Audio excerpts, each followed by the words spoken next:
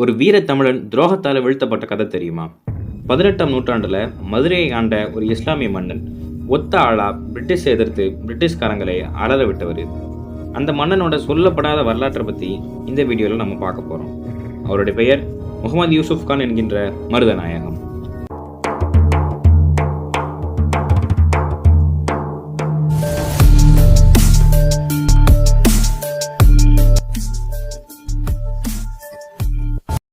மருதநாயகம் 18ஆம் நூற்றாண்டில் வாழ்ந்த யானை பலம் பொருந்திய ஒரு மாபெரும் வீரர்.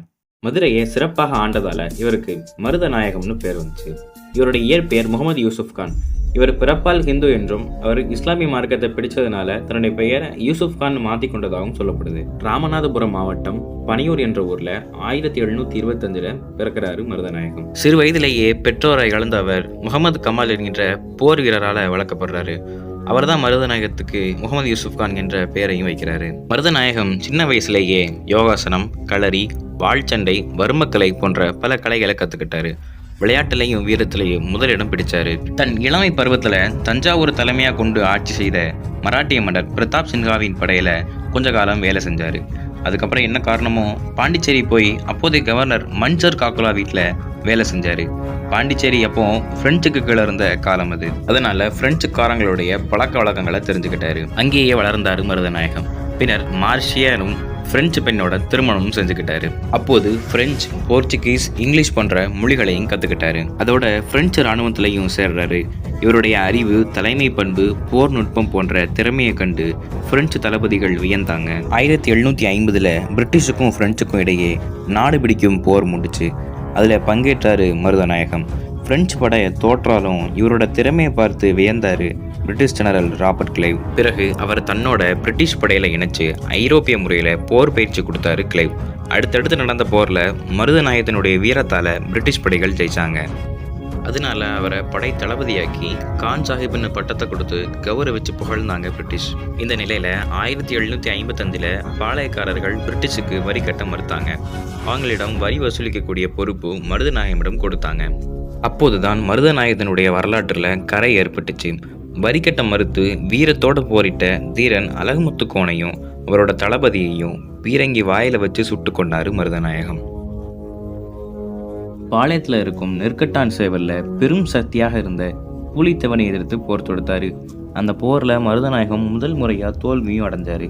அதில் மீண்டு வந்து மறுபடியும் போர் புரிந்து பூலித்தேவனை தோற்கடிச்சாரு. அதுக்கப்புறமா பாளையம் பிரிட்டிஷ் கண்ட்ரோலுக்கு வந்துருச்சு. ஒரு தடவை காவிரி கால்வாயெல்லாம் உடைச்சு விவசாயத்தை சீர்குலைக்கும் நோக்கத்தோட பிரெஞ்சு படைகள் பிளான் பண்ணி நகர்ந்தாங்க. அவங்கள தடுக்கிற பொறுப்பு மருதநாயகத்துக்கு வந்துச்சு. முத்தரசநல்லூர்ல முகாமிட்டு காவேரி கரையை கண்காணிச்சு பிரெஞ்சு படையோட திட்டத்தை வீழ்த்தி முறியடிச்சாரு. 1758 சென்னையை கேப்சர் பண்ண வந்தாங்க பிரெஞ்சு படைகள். அதை அறிஞ்சு மருதநாயகத்துக்கு அவசரமாக தகவல் அனுப்பிச்சாங்க பிரிட்டிஷ். உடனே விரைந்து போய் கொரில்லா முறையில் தாக்குதல் நடத்தி பிரெஞ்சு படையை வீழ்த்தி விரட்டி அடித்தார் மருதநாயகம். இதை கண்டு வியந்து போன பிரிட்டிஷ் அவருக்கு கமாண்டோ கிராம்ட் என்ற பெயர் வச்சு பதவி உயர்வும் அளித்தாங்க. அவர் சென்னையில் இருந்தப்போ மதுரை மீனாட்சி கோவிலில் இருக்கக்கூடிய நகைகள், சொத்துக்கள் எல்லாம் களவு போச்சு.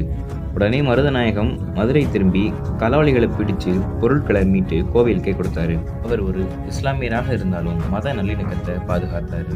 மக்கள் கிட்ட இணக்கமான போக்கு, வந்து குவையும் வரி வசூல் என சாதிச்சுட்டு இருந்த மருதநாயகத்தை மதுரைக்கும் நெல்லைக்கும் கவர்னரா 1759 நியமிச்சாங்க பிரிட்டிஷ். அவர் தலைமையில மதுரையை அருமையா சீரமைச்சாரு. மக்கள் மத்தியில அவருக்கு செல்வாக்கும் பெருகுச்சு. 1760 மைசூரை சேர்ந்த ஹைதர் அலி பிரிட்டிஷ் படையை எதிர்த்து போர் தொடுத்தாரு. அப்போது பிரிட்டிஷ் படையின் கேப்டன் ரிச்சர்ட் ஸ்மித்துடன் சேர்ந்து ஹைதர் அலியின் படையை தாக்கும்படி மருதநாயகத்துக்கு பிரிட்டிஷ் உத்தரவு கொடுத்துச்சு. ஆனால் அவர் அதுக்கு மறுப்பு சொல்லி ஹைதர் அலி மீது போர் புரிய மறுத்துட்டாரு. இவருடைய இந்த செயல் பிரிட்டிஷ்காரங்களுக்கு அதிருப்தியை ஏற்படுத்திருச்சு. இந்த நிலையில மருதநாயகத்தினுடைய முன்னேற்றம் ஆர்காட் நவாபுக்கு எரிச்சலை ஏற்படுத்துச்சு. வணிகர்களும் மற்றவர்களும் தன் மூலமாக தான் வரி செலுத்த வேண்டும்னு உத்தரவு போட்டாரு ஆர்காட் நவாப். அதுக்கு மருதநாயகம் ஒத்துக்கலை. மருதநாயகத்தின் மீது அதிருப்தியா இருந்த பிரிட்டிஷ் அரசு நவாபுக்கு ஆதரவு செஞ்சாங்க. மேலும் மருதநாயகத்தை நவாபோட பணியாளர்னு அறிவிச்சாங்க. இது அவருக்கு பெரிய ஏமாற்றத்தை அளிச்சிச்சு. அதுவரை 5 லட்சம் வரை மட்டுமே வரி வசூல் செய்தவர் இனி 7 லட்சம் வசூலித்து தருவதாக உத்தரவாதம் கொடுத்தாரு. ஆனாலும் ஆற்காடு நவாப் மற்றும் பிரிட்டிஷார்கிட்ட இருந்து வந்த மனக்கசப்பு நீங்கல. 1761 மக்கள் மத்தியில் பிரிட்டிஷுக்கு எதிரான உணர்வுகளை தூண்டுவதாக சொல்லி மருதநாயகத்தை கைது பண்ண உத்தரவிட்டது பிரிட்டிஷ் அரசு. அதுதான் மருதநாயகத்தினுடைய வாழ்க்கையில் நடந்த முக்கிய திருப்புமுனை. இது நாள் வரைக்கும் யாருக்கு ஆதரவாக இருந்து யாருக்கு போர் செஞ்சு வரி வசூலித்து கொடுத்தாரோ அவங்களையே எதிர்த்து வெகுண்டு எழுந்தார். பிரிட்டிஷோட பணபலத்தையோ படைபலத்தையோ கண்டு அஞ்சாம தன்னை சுதந்திரமான ஆட்சியாளர்னு அறிவித்தார். மதுரை கோட்டையில் பிரிட்டிஷ் கொடியை இறக்கி தன்னுடைய மஞ்சள் நிற கொடியை பறக்க விட்டார். பிரிட்டிஷ் கொடியை பீரங்கி வாயில வச்சு சுட்டு தள்ளி தன்னுடைய எதிர்ப்பை காமிச்சார். பிரிட்டிஷுக்கு இது கடும் ஆத்திரத்தை ஏற்படுத்துச்சு. மருதநாயகத்துக்கு எதிராக போர் புரிவதுன்னு முடிவெடுத்துட்டாங்க. எதற்கும் தயங்காத வீரமும் விவேகமும் கொண்ட மருதநாயகம் பிரிட்டிஷை எதிர்க்க 27,000 வீரர்களை கொண்ட வல்லமையான படையை அமைச்சாரு. பிரெஞ்சுக்காரங்களும் மருதநாயகத்தோட இணைஞ்சாங்க. 1763 கர்னல் மேன்சன் தலைமையில் மதுரையை தாக்கியது பிரிட்டிஷ் படை.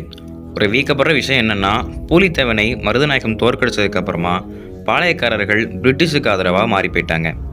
தஞ்சை, திருவன்புரம், ராமநாதபுரம் போன்ற சமஸ்தானங்களும் பாளையங்களும் பிரிட்டிஷோட சேர்ந்து மதுரையை தாக்குனாங்க. 22 நாள் நடந்த போரில் மருதநாயகத்தை சமாளிக்க முடியாமல் மெல்ல பின்வாங்குச்சு பிரிட்டிஷ் படை.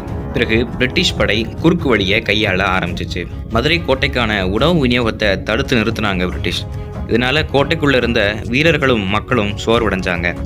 என்ன நடந்தாலும் போரிடுவதுன்னு தீர்மானமாக இருந்தார் மருதநாயகம். அந்த சமயத்தில் பிரெஞ்சுக்காரங்க மருதநாயகத்துக்கு உதவ முடியாதுன்னு பின்வாங்கிட்டாங்க. மருதநாயகத்தை போரிட்டு ஜெயிக்க முடியாதுன்னு நினச்ச பிரெஞ்சு சூழ்ச்சி பண்ண ஆரம்பிச்சிச்சு. ஒரு முறை உமருதீன் என்ற குதிரை வீரன் மருதநாயகம் தூங்கிட்டு இருந்தப்போ முதுகில் குத்தி கொல்ல பார்த்தான். ஆனால் தக்க சமயத்தில் முழிச்சு உயிர் தப்பினார். உலக வரலாற்றை எடுத்து பார்த்தோம்னா மாவீர மன்னர்கள் பெரும்பாலும் துரோகத்தால் தான் வீழ்ந்தாங்க. மருதநாயகமும் அப்படிப்பட்ட துரோகத்தால் தான் வீழ்ந்தார். மதுரை கோட்டையில் இருந்த திவான் ஸ்ரீனிவாச ராவ் மற்றும் தளபதி மார்சலிடம் பேரம் பேசினாங்க.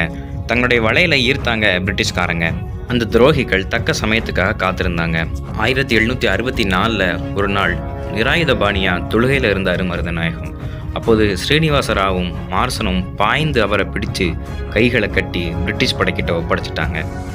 மருதநாயகம் உயிரோடு இருந்தால் தங்களுக்கு ஆபத்துன்னு எண்ணிய எதிரிகள் உடனே அவரை தூக்கிலிட உத்தரவிட்டாங்க.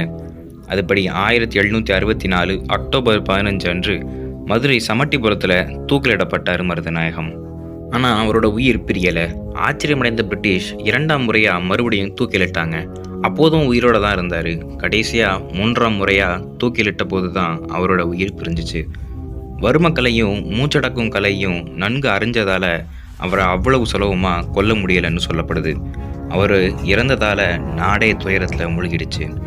அந்த இரவு பிரிட்டிஷ் தளபதிகளோட கனவுல வந்து மருதநாயகம் மிரட்டியதாக சொல்லப்படுது. அதனால அவர் மீண்டும் எழுந்து வந்துருவாரோன்னு பயந்த ஆங்கிலேயர்கள் அவரை புதைத்த உடலை தோண்டி எடுத்து தலை, கை, கால்னு துண்டு துண்டாக வெட்டி திருச்சி, பாளையங்கோட்டை, பெரியகுளம், சமட்டிபுரம்னு வெவ்வேறு இடத்துல அவருடைய உடல் பாகங்களை அடக்கம் பண்ணாங்க. இறந்த பிறகும் எதிரிகளை நடுங்க விட்டவர். பல ஆண்டுகளுக்கு பிரிட்டிஷை தூங்க விடாமல் செய்தவர். அன்று மீள முடியாத உறக்கத்துக்குள்ள ஆழ்ந்துட்டார். தாய் நாட்டுக்காக தன் உயிரையே தந்த மாவீரர் மருதநாயகத்தை வரலாற்று மைல்கல்லாக போற்றுவோம்.